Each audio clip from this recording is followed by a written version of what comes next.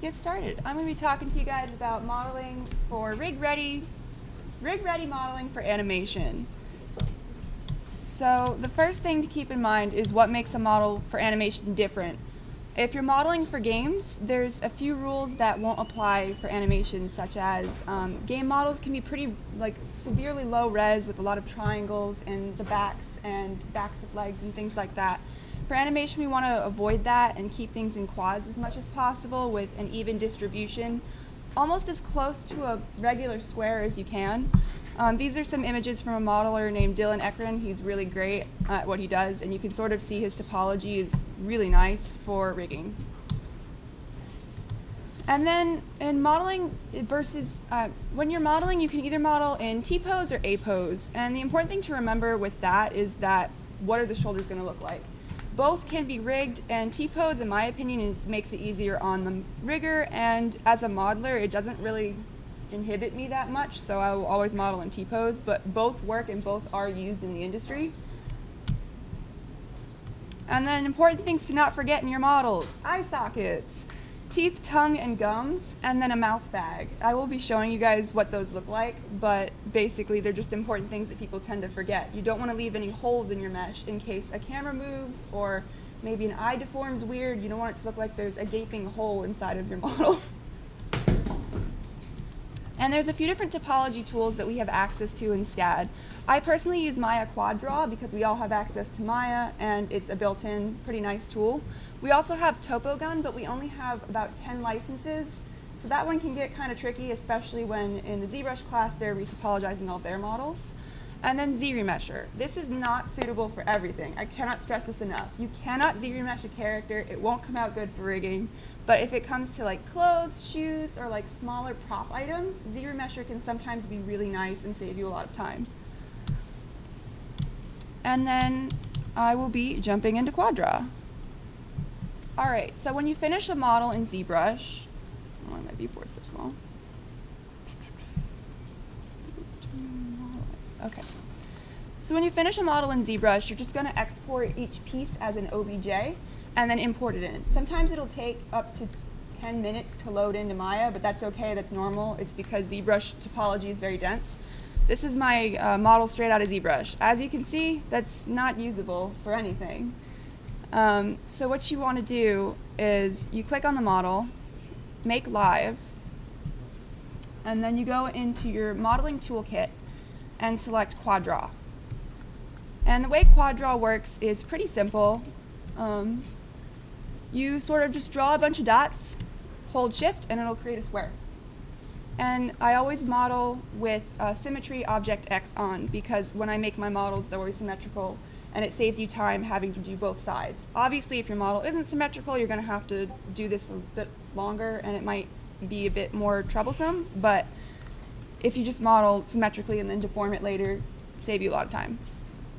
So yeah, drawing 4 dots, holding shift creates a square. If you want to pull out another square, you can hold tab and left mouse, and that'll pull out another square below if it'll load. You can do it, Maya. There you go. And then say I have these 2 edges here and I want to pull them both out at the same time. I can press tab middle mouse button and it'll pull out a whole loop. So this is really good for like arms and legs. And then the main thing you want to keep in mind with topology rules is the numbers 6 and 8. So when you're doing things, you want to sort of keep your edges in numbers of 6 or 8 because they're very easy to divide and they're symmetrical numbers.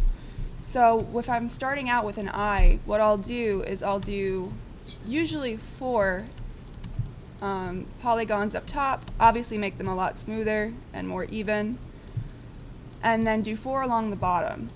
When you're first starting out retopologizing, you want to keep everything as low res as possible. You can always go back in and add more edge loops. When you start out really, really small and then you try and keep building, it'll take you triple the time that it would normally. If you want to add an edge loop in Quad Draw, it's just Control, left click, and it'll hover over where you want to make the cut, and then you just left click. Super easy. Another useful tool Quad Draw has is called Relax. This is good for other meshes too, even when you're not retopologizing. So if you press B for soft select and then shift and then hold left mouse, it'll relax your mesh. This doesn't work super great when you only have a few squares, but when you have a really dense mesh that you've basically already finished and there's just some weird stuff, you can use relax to sort of even out the spaces between. So yeah. All right, so let's say, so this is the retopologized model that I have finished here. And what's really good to keep in mind is that it's got radiating edge loops that radiate out from major details. The important thing with retopologizing is a lot of times if you don't set up your edge flow correctly, you'll lose detail. So to minimize this as much as possible, you create circular edge flows. So I always start around the ears, the eyes, the mouth, and the nose. And then with the body, I would start with usually the chest, the belly button, and the butt. All right, and these are some topology guides because when you're retopologizing, you're going to be going from a larger amount of edge loops to a lower amount of edge loops. And the last thing you want to do is create triangles or n-gons when you're doing this. So these are super helpful ways to go from a large number of edge loops to lower edge loops. What you want to create is I call it a U shape, but some people call it a V shape. I think it's more like a U. And basically, you just want to create a U flow in the middle, and then radiating downwards, it'll decrease the number of polygons. And you can always find these online. You can just Google topology guides, and then the number of edges that you're trying to go from, and sometimes they'll have solutions for you on the internet. They're not always 100% good. Some of them are for games, so they'll have like n-gons or triangles, so just don't pay attention to those. You want to avoid triangles as much as possible. When it comes to humans, I've only ever had one case where I needed triangles, and that was in the back of an ear on like a demon character with like elf ears. So you can totally avoid them. The most difficult part of human topology is facial retopology because you have to be very careful so you can have a good face rig. Danny Mac Tutorials has a great PDF on how to do this properly. If you just look him up, he has YouTube videos and PDFs on Gumroad. And so I do my facial retopology the same way he does. I start with the eyes, and like I said, you create 4 loops on top, 4 on the bottom, and then pull outwards. And then around the mouth, you create another circular kind of shape. It's about as close to a circle as you can get. And that one has 6 edge loops on either side. And then from here, you would create the jawline and then pull faces outward until you have a smooth flow. And around the ears are very difficult too, so you always want to block that out first. The top of the head, a common mistake that people make is creating a circle on the top of the head and radiating outwards. That's not great, and you can totally avoid it. Just create a loop running down the middle and pull outwards. You can usually you start off with 4 faces on each row, and then you can subdivide it up from there.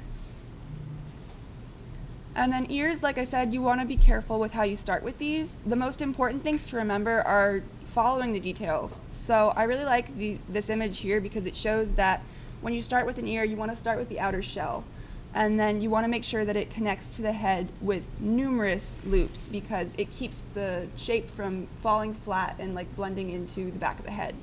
So usually what I'll do is I'll have 1 row of polygons along like the edge of the ear, 1 along the back of the ear where it's kind of more flat, and then 1 right before it hits the head, and then 1 loop right up against the head. I think I said that right. Hands are really hard as well. The most important thing to remember with hands is keeping knuckles and then using your topology guides from to go from high numbers of polygons to lower numbers. To keep knuckles, I do kind of what this guy did here. So for knuckles, I'll create this sort of square shape where I'll have just a row of 4 polygons right over the major shape of the knuckle and then radiate outwards with another 6 so that it creates a square and maintains the basic shape. And then I will keep following that topology all along the lines. If you flip my hands, you can tell that they're cut perfectly down the middle. Turn off soft select. I think it's this loop. Yes. So this is great for UVs. So that way when a model is done, you can literally just UV it by cutting it in half along the arm. And it's a really great way to hide seams because like right here along the finger. If you keep it a neat edge, it looks really nice. And it doesn't always connect to the thumb. The thumbs are kind of interesting. You have to be careful with how you attach them so that way they deform properly. Again, a lot of people try and hide triangles like right here. It's not a good idea because you're always going to have a sharp edge, which might look nice sometimes, but you might not always want that. So it's good to just have quads, and then later on, if you need to intensify the effect, use delta mush or other deformers. Yeah. And then the back of the hand, same thing. You want to follow the line that the thumb connects to the wrist, and then use your U-shapes to connect that down here. And then I use U's for elbows and knees as well, although my knees are pretty smooth right now, but they are a U-shape. You can see down here. It helps you just maintain the detail of the original model. And I kept this one fairly low poly to begin with, but if you ever need to add more edge loops, again, you can just use Control on your quad draw and just cut that any way you want. As long as your edge loops are radiating outwards around the mouth and the eyes is really easy to keep subdividing.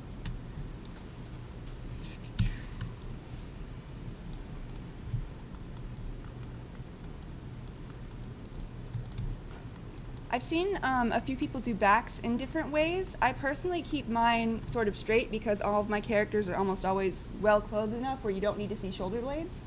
But another technique that I've seen is people will create a square in the middle and then radiate that outwards, and that helps keep like shoulder blades and lines down the back.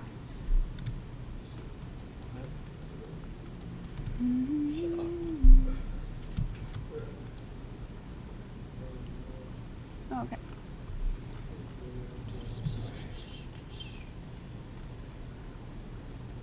Yeah, so people will create a shape like this and then close it off at the top and then create a back like that.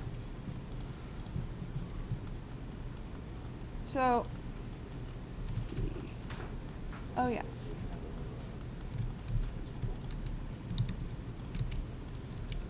Whoop. Let's hide these. Hide that. So this is the mouth bag that I have in this character. You want to make it fit the shape of the teeth and the gums, but not go too far above it because then it'll look like, kind of like a whale mouth, I guess, is the best way to describe it. And then you want to make sure it ends in the throat of whatever character you're doing, but it can't go too far and it has to be more centrally placed because if the neck deforms too much, the mouth bag will cut right through the back of the neck. And these are important to have in case your character opens their mouth really wide. It doesn't look like the mesh ends. It continues on, kind of. And you would texture that with a dark texture so people can't see it. And then I keep my eye sockets pretty simple. They're just like another row of quads, and then if you need to make this edge sharper, you would just subdivide it along here. The eyelids don't need to be pushed too far back unless you're going to plan on having your character's eyes separate from the eyelids at some point for like really stylized animation. Because in theory you're not supposed to see inside behind the eyeball. That's just kind of there in case something happens and the eye turns maybe a little bit too much and the camera picks up on the skin underneath. So you would again texture this with like a darker color so it wouldn't be the same regular skin color.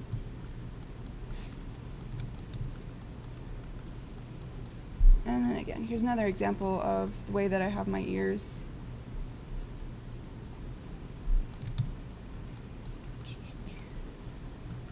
When it comes to opening with modeling with the mouth open or closed, it's more up to personal preference and the rigger's preference. Some people prefer the mouth open just slightly, some prefer it closed. For me, I always model with the mouth open because it's easier for me to visualize where the teeth, tongue, and gums go. But if you can model with the mouth closed and still place that stuff properly, it might be better depending on what kind of rigger you have. So it's always good to ask because some people have different preferences with that kind of stuff. So yeah.